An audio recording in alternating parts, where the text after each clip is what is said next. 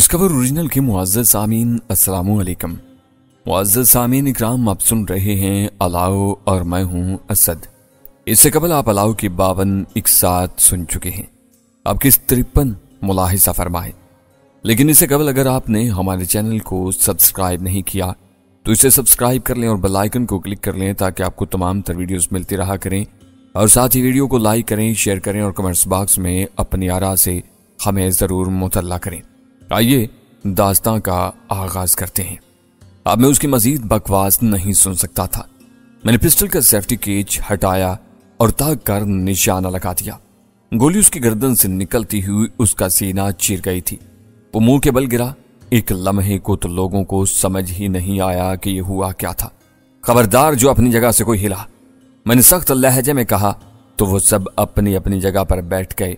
मैंने दिखाई नहीं दे रहा था। तभी मैंने अपनी जगह से हटकर दूसरी जगह से खड़े होकर कहा, जिसे जिंदगी अजीज है वो ऐसे ही बैठा रहे।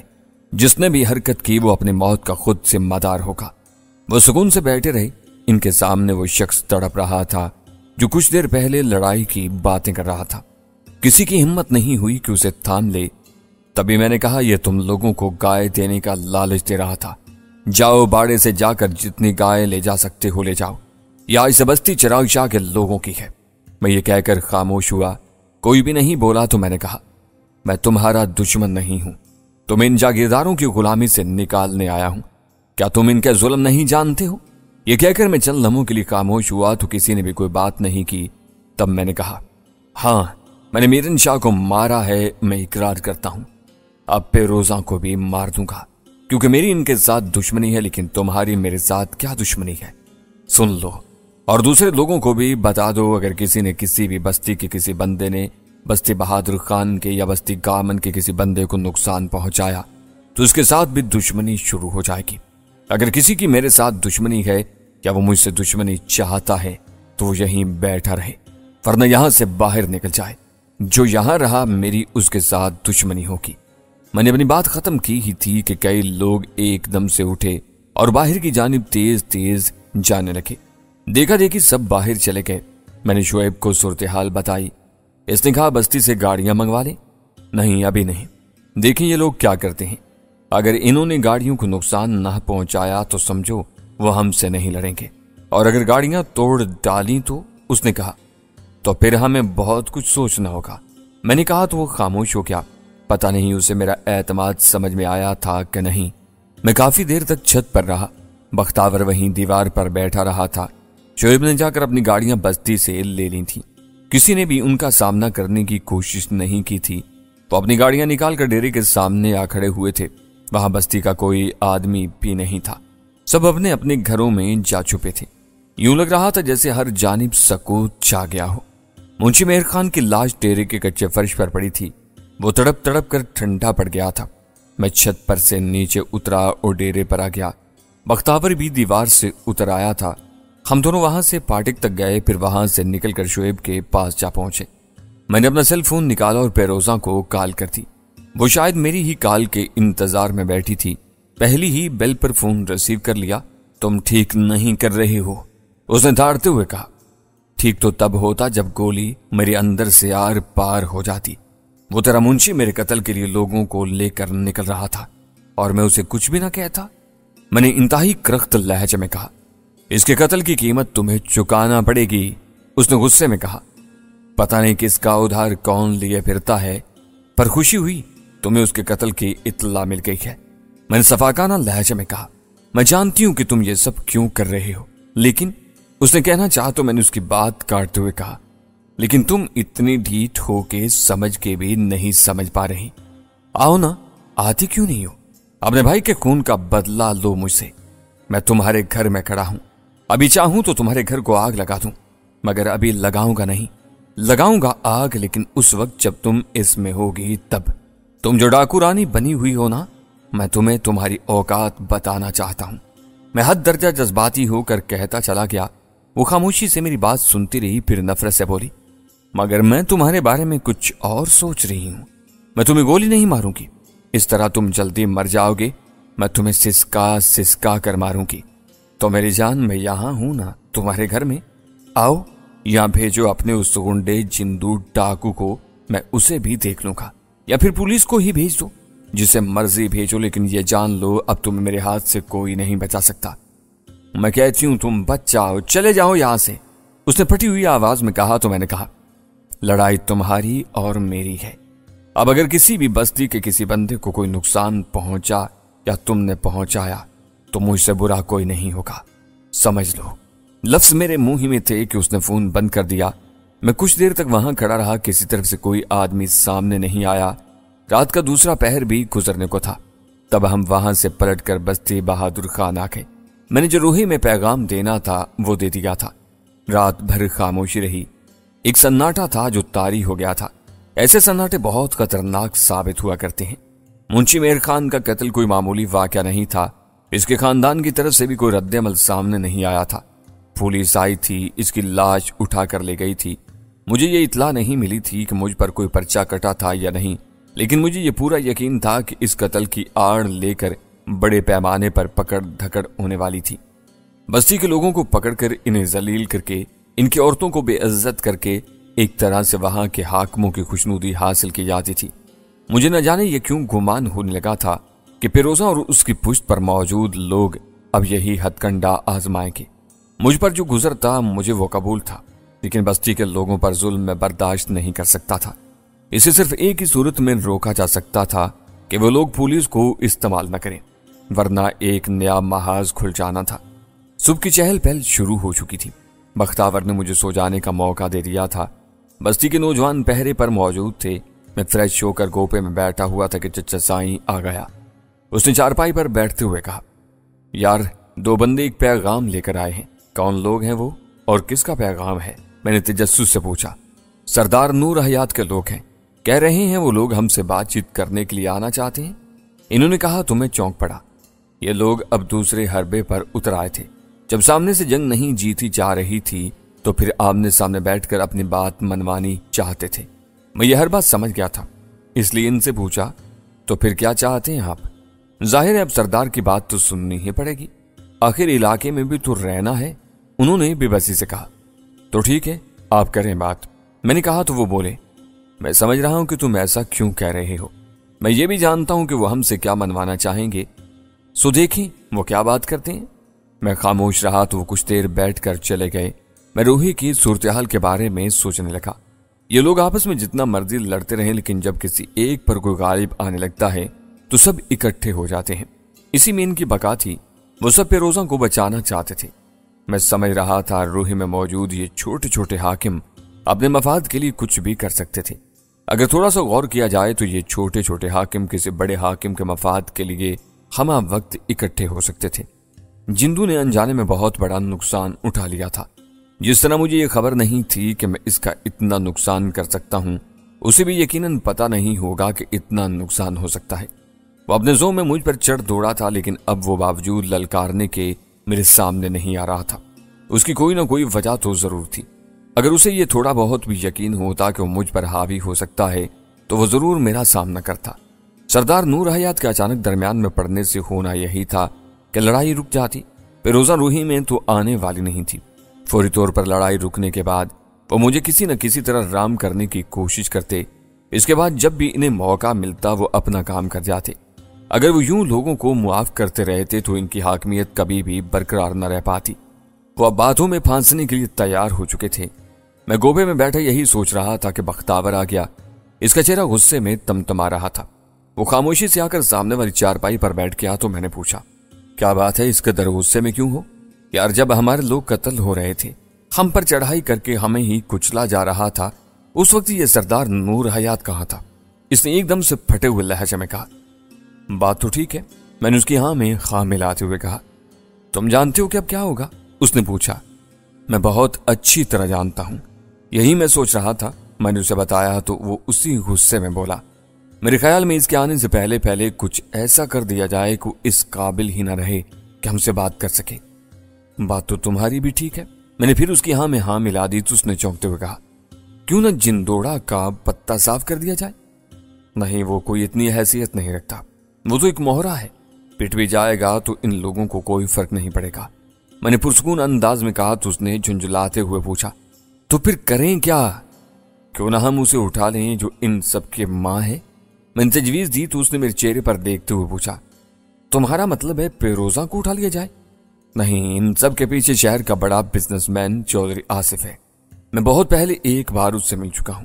वही पेरोजा के पीछे है। अगर उसकी असल ताकत ही खत्म कर दी जाए तो, मैंने तमतमाते हुए चेहरे के साथ कहा। तो फिर देर किस बात की है यार, चल इसी का कुछ करते हैं। चल निकल यहां से, मैंने उठते हुए कहा तो वो भी उठ गया। मैं अब यह किस्सा खत्म ही कर देना चाहता था। मैं जानता था कि चौधरी आसिफ पर हाथ डालने से बहुत कुछ गड़बड़ हो सकता था, लेकिन अब मुझे परवाह नहीं थी।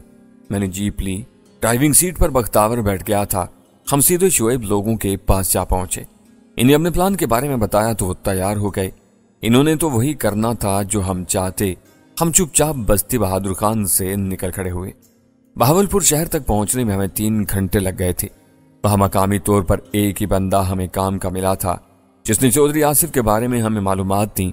3 घंटों में वो सिर्फ इतना ही मालूम कर पाया था कि उसका घर कहां पर है, कितने बजे वो घर से निकलकर अपने ऑफिस जाता है और उसकी वापसी कितने बजे होती है। सबसे बढ़कर हमारे पास कोई ऐसा सेफ हाउस नहीं था जहां हम चौधरी आसिफ को रख सकते। मेरी इस इलाके में इतनी वाकफियत नहीं थी, इसलिए मैं कुछ नहीं सोच पा रहा था। बख्तावर के जानने वालों में भी कोई ऐसा बंदा नहीं था जिसके पास हम इसे लेकर जा सकते। लेकिन फिर भी हम शहर पहुंच गए। हम 3 गाड़ियों पर थे। मुकर्रर फासला रखकर हम चलते चले जा रहे थे। इसका ऑफिस मॉडल टाउन जैसे पुरस्कून इलाके में था। हमें मालूमात देने वाले ने बता दिया था कि वो इस वक्त अपने ऑफिस में मौजूद है। हम एक रेस्टोरेंट में जा पहुंचे। वहां बैठकर हमने खाने पीने का ऑर्डर दिया और सारी सूरत हाल सामने रखकर प्लान बनाने लगे। हमारे लिए वही मसाइल थे जो मैं सोच चुका था। सब कुछ सुनने के बाद अचानक मुदस्सिर ने कहा, यार इतना परेशान होने की जरूरत क्या है?